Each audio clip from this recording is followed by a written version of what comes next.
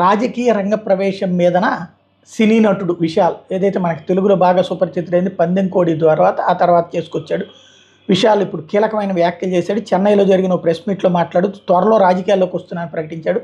ఇప్పటికే విజయ్ పార్టీ పెట్టాడు కదా, ఇతను కూడా పార్టీ పెడతాడన్న ప్రచారం ఉంది. కాకపోతే పార్టీని స్థాపించి 2026 తమిళనాడు అసెంబ్లీ ఎన్నికల్లో పోటీ చేస్తానని ప్రకటించాడు. అంటే తను కూడా పార్టీ పెట్టబోతున్నాడు. ప్రస్తుతం ప్రజలకు సరైన వస్తువులు వాళ్ళకి సేవ చేసి అన్ని రకాల సౌకర్యాలు కల్పించాలనే ఉద్దేశంతోనే రాజకీయాల్లోకి అడుగు పెడుతున్నానని ప్రకటించాడు. ఏ రాజకీయ పార్టీతో నేను పొత్తు పెట్టుకునే అవకాశం ఉందని ప్రశ్నిస్తే అట్లాంటిది ఏం లేదు, ముందు నేను నిరూపించుకోవాలనుకుంటున్నా, ఆ తర్వాత మిగిలిన విషయాలు పొత్తు గురించి ఆలోచిస్తానని బదిలిచ్చారు.